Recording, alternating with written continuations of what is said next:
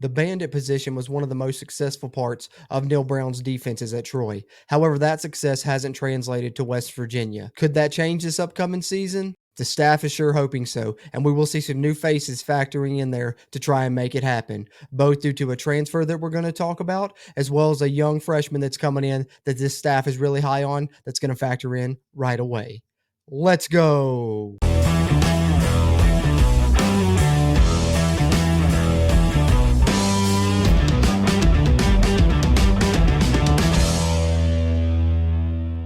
What's going on, Mountaineer Nation? Jordan Cruz back here with the Country Roads Webcast. And before I get into this video, I just want to ask you to do us a quick favor, if you would. Hit that thumbs up button, give us a like on this video. It'll really help its performance, which also helps future videos performances here on the channel. And speaking of the channel, if you haven't already, hit that subscribe button if you're a West Virginia fan. We do West Virginia news updates like this a lot. We also do Q&A live streams, podcast episodes, occasional interviews, all kinds of West Virginia coverage that you can find here if you're a Mountaineer fan. So hit that subscribe button. It helps us. It helps you. It helps get more of this Mountaineer sports content out to Mountaineer Nation. That being said, let's get into it. All right. So as I stated in the opening to this video, the bandit position has kind of been highly scrutinized at West Virginia just due to the fact it was very successful for Neal Brown's teams at Troy. They're kind of the star of that defense, and the position really hasn't produced well at West Virginia to this point, save for a few spots here and there. With Neal Brown's teams at Troy's, it was a position that really wreaked havoc, especially as far as pass rush was concerned.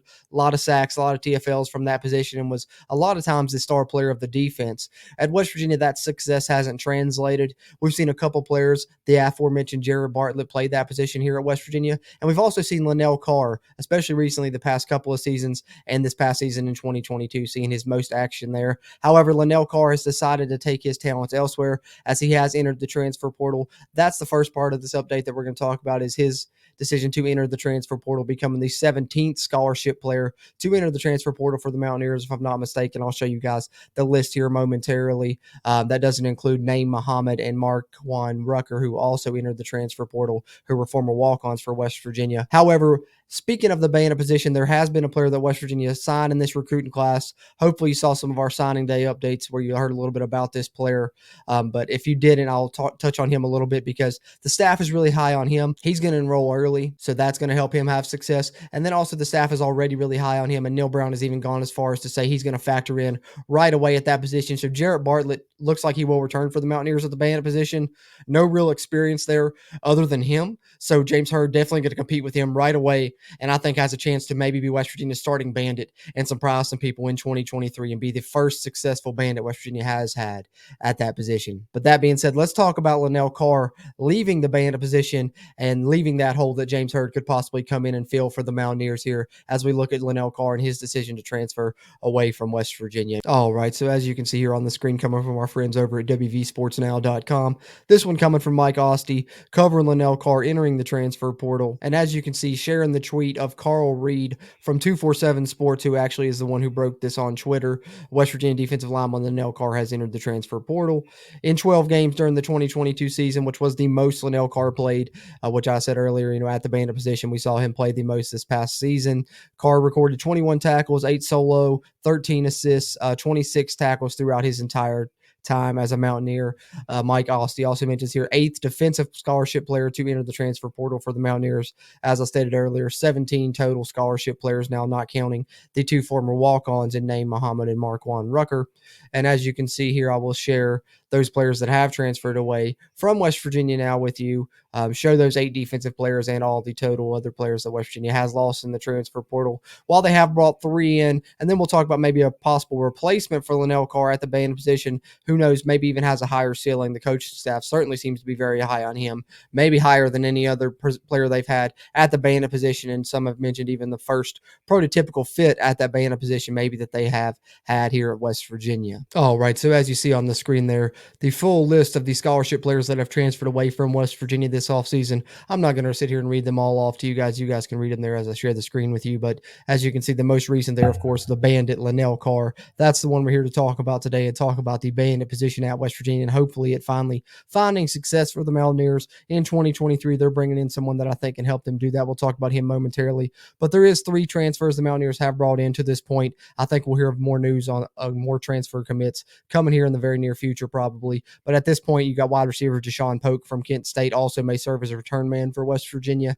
Defensive back Montre Miller from Kent State, who I'm really high on, as well as others, including PFF, who gave him an 81 overall grade. Almost 900 snaps at Kent State, never committed a penalty there at the defensive back position, did really good against the Power 5 players he played against. And then a tight end in Cole Taylor from LSU, get a Power 5 transfer there with great size, 6'7", 250 pounds, likely to be the Mountaineers starting tight end in 2023. But we're here to talk about the Bandit position. As you see there, I'll scroll up to the list one more time of the transfers out for West Virginia, with Lanell Carr being the latest. And perhaps one of the reasons for his departure is seeing the writing of the wall, not only him having to continue to compete with Jared Bartlett as they have throughout their careers. However, he also may have to compete with someone that is coming in here in the near future that is going to be a very good player at that position, I do believe, and the coaching staff is very high on, that I mentioned earlier. And let me share the screen with you guys, show you his recruiting profile from Rivals here. As I mentioned, maybe a prototypical fit at the position that West Virginia kind of hasn't had at this point, and we're hoping that maybe he can get some success out of it, because like I said, at Troy, it was one of the best parts of the Neal Brown defense is there,